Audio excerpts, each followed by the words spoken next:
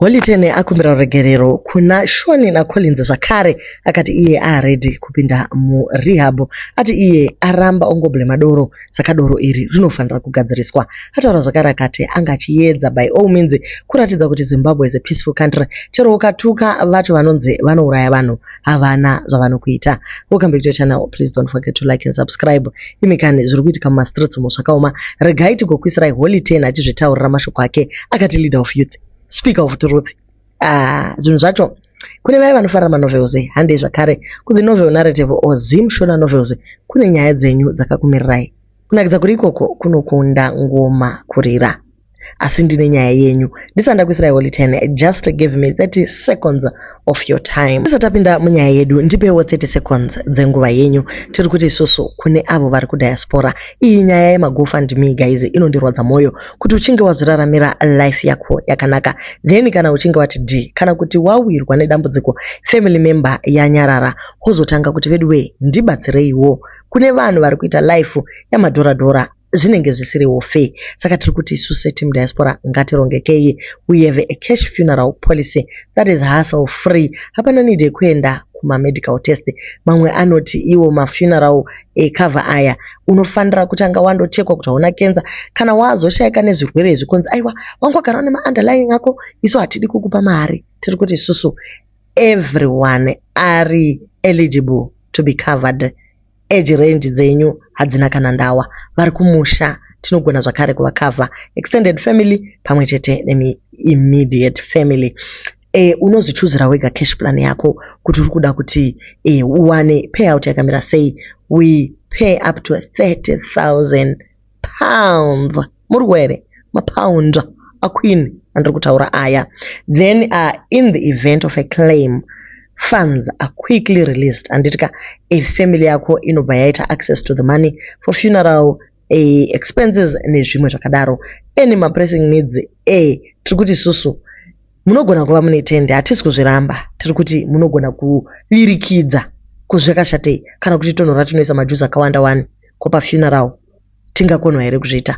So diaspora cash funeral policy is here guys for your peace of mind. Ndichasiya inini link mu comment section. Munhu wese zvake bayai linki muwane kubatsirwa nenguva. Thank you guys. Regai ndikuisire Holitene achitaura mashoko ake. The leader of the youth, Holitene Mukubje. I'm back. I want to address the people because I am the leader of the youth. Right. So I've been talking a lot, right? So I want to address everything that I've been doing because I've seen a lot of narratives that are now being pushed, and now it's time to be serious. Panaba Paspa life. So the first thing is I've been pushing this word, the Vagdara. The reason why some of us have supported the ZANU-PF and the president, even Muchitala and Ashtaras Nambasa, is because the ZANU-PF is not a terrorist organization. Everyone, there are people that even accuse us of doing things that they have never been done before. So I decided to take it upon myself to do something that can show you no one is going to kill you, no one is going to torture you, no one is going to come and beat you, ban you, whatever, like what they say on their Twitters and everything. You've heard them speaking. But what I can then acknowledge is that I did it the wrong way. I did it the wrong way. It was the wrong way of provoking. I felt under the influence of alcohol that the highest provocation, that's something that you would expect, that you don't cross that line. But then that was my decision, wrong decision. Those are my brothers from the jump here. Those are my brothers. Never lie to anyone. Everyone knows that those are my brothers and we're family. So I want to take this time to apologize to my brother Shona Collins when I was trying to prove to them the country is a safe place. I shouldn't have gone for your names, and I was a bit drunk. I was drinking, I was excited to have my life and everything like that. There's also another step that I've decided to take since I'm here acknowledging Kutina. It was also alcohol that was now in the mix. And as someone that has been speaking against my drugs, as the leader of the Youth Speaker of the Truth, I've decided to go and check myself into a rehabilitation center. Because number one, it's not the first time that I've come here saying I've done this because of alcohol. So now we need to fix that alcohol stuff. Number two, I've been trying to help others against alcoholism. So this will also set an example for the youth that this is the way that you deal with these problems. This is the way, because the president has acknowledged that the drug problem, alcohol problem, substances problem is an actual problem in our country. So I have decided to take it upon myself to go to a facility, a rehab, one of the best in the world, one of the best, to show the youth, because the youth are watching, this is the way to get help if this is your problem. The rest of the narratives that are being moved, as you can see for yourself, I'm alive. You can see for yourself, I'm safe. You can see for yourself, I'm wearing a ring, that I am still married. You can see for yourself. You know what the people have been saying. I am married, I am safe, and everything is fine. The title of this has my name there. So don't worry about people talking about narratives. There are people that will take this time and try to use this advantage to push their own narratives. I'm not part of them.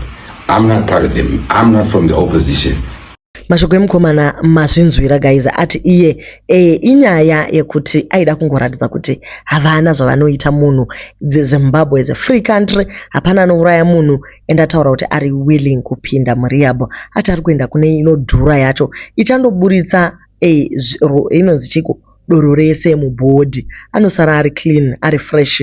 Mukomana akwidza zvakare nezveweight. Ataura zvakare akati pane macirculations ari kuitika mumastreets kure wesu kuti tiri kupusha narrative dzedu, asi taingotora mashoko ake tongotaura wana akati Shoni uya utori mwana wako, achingotaura kudaro.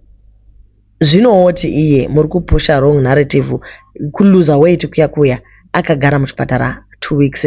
Vakatoburitsa live Kimberly akavata pasofa paya, ataura zvakare akati zvakare ane ring ichiri kuratidza kuti achiri married zvekudaro. But pamatu munosara makangozvisungirira nezvicheni zvinonzi zviringi izvi, iwo muchato wakatopera. Wabuda waenda muchato hapachina, asi we ringi wakangoti pakata nayo. Zvinongoitirwa kuti vanhu vaone kuti tiri kugara tese. License aidrive mota unenge une license yako wakaisa muwallet asi chakabata steering chi ndiye kamunhu. Ndo zvimwe izvo zviri kuitwa naWellington pano zvaita kuti manetizens abvunzane kuti nai mukomana kota uri kutiitira ichi. Tiri kufara kuti mukomana akupinda murehab because tatoona kuti pressure yekuita the only rapper in Zimbabwe iri heavy zvachose. It's heavy. Unopedzera wakutoshaya kuti waita sei. He's a big man. He's a big man in terms of music. At least akwana help. Zvese zvinotofambira zvakanaka. Tonzwira tsitsi Kimberly uyu angakaremerwa zvachose. Wombotukwa pavanhu onzi ndichakudi mangwana kunzi aiwa I'm very married. Kombodzitorai chimba chenyu handichidi. Next kuzonzi aiwa tiri mumba imba ine matitle deeds ndangu. Wotozopedzera watoona kuti doro mupopoti zvokwadi harina zvarinotiitira. But anyway guys, ndozviri kuitika mumastreets. Wellington akupinda murehab akunogara ikoko kusvikira zvazonzi aiwa mukomana free and clean ozodzoka zvake kumastreets. Zvimwe zvese izvi ataura kuti ranga richingoriwo doro. Asika guys, kana wakadhakwa unototaura chokwadi pambacho unotodza vanhu kuti nhasi ndichatomwirai doro nguya ndikupopoterai panapa. Asi anyway tingagoti ndiwo mashoko ake.